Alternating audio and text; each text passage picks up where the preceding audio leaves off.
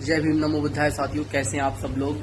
दोस्तों, मैं राहुल और आज आप लोगों के लिए खबर लेकर आया हूं। साथियों, वो खबर है जो इस समय फूले फिल्म रिलीज हो रही है, उस पर विवाद बढ़ गया है। साथियों, जहां पर हमारे जो ज्योतिबा फूले के जीवन परिचय पर फिल्म आ रही है, वहीं पर साथियों कुछ उन्होंने दिखाया कि किस तरीके से वो ब्राह्मणवाद और उनके धर्म से टकराए थे। साथियों, उन्होंने हर संभव प्रयास किया था महिलाओं को शिक्षित करने का, उन्हें पुनर्विवाह करने का। साथियों, उनके साथ घरों में बहुत अधिक अत्याचार होता था, लेकिन उन्होंने इसकी आवाज उठाई और सबसे पहले शुरुआत अपने घर से करी थी। साथियों, उन्होंने माता सावित्रीबाई फूले को पढ़ना सिखाया और साथियों उन्होंने कहा था कि जाओ सावित्री, जाकर हमारे समाज को शिक्षित करो, पढ़ाने का काम करो। साथियों, और इस ब्राह्मणवाद ने साथियों उन्हें बहुत अधिक रोकने की कोशिश करी थी। साथियों, जहां यहाँ तक कि उनके जब वो रास्ते में जाती थी तो ब्राह्मणवाद जो था साथियों उस समय बहुत हावी था।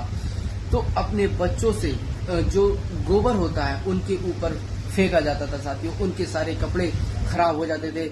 एक दिन उन्होंने बहुत दुखी होकर जो है महात्मा ज्योतिराव फूले से कहा कि मैं अब ये काम नहीं करूंगी।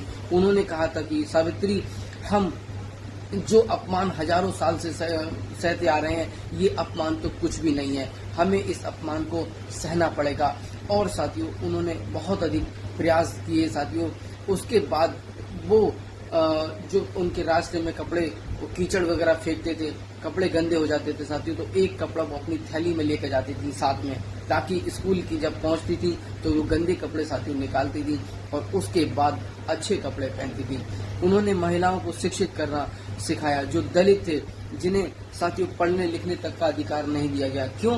क्योंकि अगर दलित पढ़ जाएगा तो वो ये समझ जाएगा कि ढोंग और पाखंडवाद कुछ नहीं होता है, सब इस धरती पर समान पैदा हुए हैं और समान ही मरते हैं। कोई ऊंचा और कोई नीचा नहीं होता, सब में एक जैसी प्रकृति होती है, सबके साथ एक जैसा नेचर होता है। साथियों, क्योंकि ये लोग अपने आप को सर्वोपरि मानते थे और जो हमारा दलित और शोषित समाज था उसे भी ये लोग उसे नीच समझते थे। साथियों, ये इसलिए सोचते थे क्योंकि हम जब ऊपर बने रहेंगे तो हम सबसे ऊपर और मौज मारते रहेंगे। ये लोग नीचे हैं, दबे कुचले लोग हैं, इन्हें पढ़ने लिखने का अधिकार मत दो, ना ही ये कभी समझ पाएंगे और हमारी सेवा करते रहेंगे। लेकिन समय बदल चुका है साथियों, अब समय बहुजन समाज का है। इसीलिए साथियों इस वीडियो को ज़्यादा से ज़्यादा शेयर करें और उनके इतिहास को पढ़ें।